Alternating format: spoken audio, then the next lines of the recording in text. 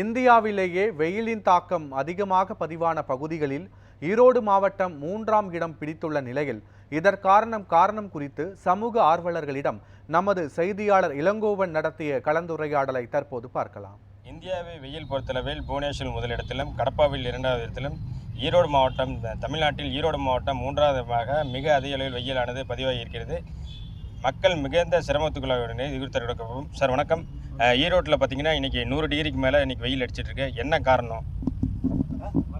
ஈரோடு மாவட்டத்தில் உள்ள பொது பயன்பாட்டிற்காக பயன்படுத்தக்கூடிய நெடுஞ்சாலைகள், தெருக்களில் உள்ள மரங்களை எல்லாமே அரசு நிர்வாகங்கள் வெட்டி எடுத்துட்டாங்க.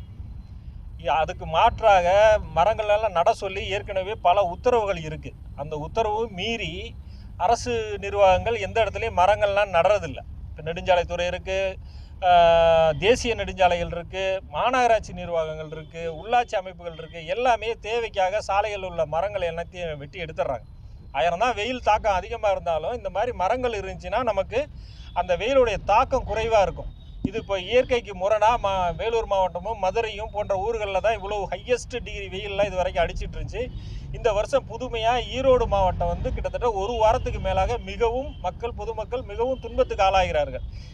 மாவட்ட நிர்வாகம் இதை உடனே மாற்று நடவடிக்கை வரும் காலங்களிலாவது அதிகப்படியான வெயில் தாக்கங்கள் நகரப்பகுதி மக்களுக்கு இல்லாமல் பார்த்துக்க வேண்டிய நிலைமை இருக்கிறதுனால சாலை ஓரங்களில், நெடுஞ்சாலைகளிலும் அனைத்து இடப்பகுதிகளிலும் மரங்கள் நட வேண்டும் என்று சமூக ஆர்வலராக இருக்கக்கூடிய நான் கேட்டுக்கொள்கிறேன்.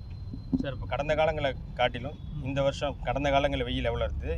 இந்த வருடம் வெயில் போன வருடத்தோட இந்த வருஷம் அதிகமாக இருக்கா குறைவாக இருக்கா? இல்லை, ஈரோடு மாவட்டம் பொறுத்த வரைக்கும் 3-4 டிகிரிக்கு மேலே ரொம்ப அதிகமாக இருக்குது. 105 தாண்டின மாதிரி எனக்கு இது வரைக்கும் தெரியல. ஈரோடு மாவட்டம் இந்த முறை பார்த்தீங்கன்னா 109 டிகிரி இருக்குது. தமிழ்நாட்டிலே ஹையஸ்ட்டு ஈரோடு மாவட்டங்கிறது இது வரைக்கும் ரெக்கார்டில் இருக்கா என்னன்னு எனக்கு தெரியல. என்னுடைய அறிவு கேட்டின அளவுக்கு தெரியல.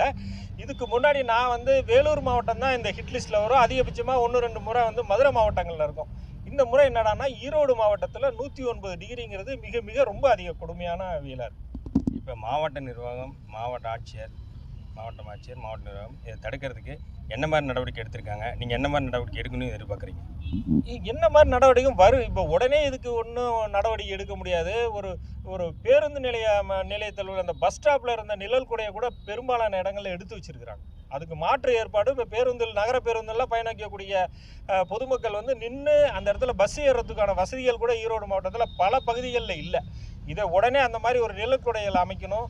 பல நல்ல இடங்கள்லாம் இந்த குடிநீர் வசதிகள் பொதுமக்களுக்கு எல்லா இடங்கள்லையும் செஞ்சு கொடுக்கணும். அதுவும் சூடான தண்ணி இல்லாமல் ஓரளவுக்கு நார்மல் வாட்டராக வச்சு அரசு நிர்வாகம், இந்த மாவட்ட நிர்வாகம் ஏற்பாடு பண்ணி தரணும்.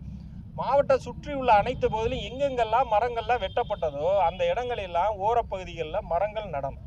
நட்டால் தான் இந்த வெயிலுடைய தாக்கம் குறைவாக இருக்கும்.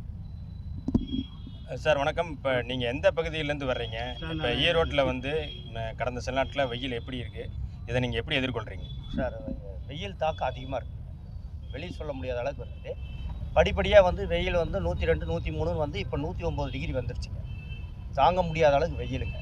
இப்போ கலெக்டர் உத்தரவு போட்டார், 10 மணிக்கு மேலே 12, 12:30 வரைக்கும் தான் வெளியே இருக்கணும், மற்றபடி எல்லாம் வீட்டுக்கு போயிடணும், பாதுகாப்பாக இருக்கணும்னு சொல்லியிருக்காரு. 4 மணிக்கு மேலே வாங்கன்னு சொல்லியிருக்காரு. அப்படிங்கும்போது அதனுடைய தாக்கம் அதிகமாக இருக்குது. இது தாக்கத்துக்கு காரணம் என்னன்னா இயற்கை. இந்த இயற்கை மரங்களை எல்லாம் எடுத்த ஒரே காரணத்தினால்தான் அந்த உஷ்ணம் அதிகமாகிடுச்சு. இதனால் என்னென்னா நிறைய பேத்துக்கு அம்மை போடுது, வேனல் கட்டி வருது, பிள்ளைங்கள்லாம் பூரா காய்ச்சல் வருது, எல்லாம் பல இதுக்கு உபாதைக்கு ஆளாகிறாங்க. அதனால் அது உடனடியாக மாவட்ட நிர்வாகம், மாநில சர்க்கார் இதுக்கெல்லாம் உடனடியாக ஏதாவது தீர்வு காணணும். அதுதான் நாங்கள் எதிர்பார்க்குறோம். இளங்கோவன், நியூஸ் 7 தமிழ், ஈரோடு.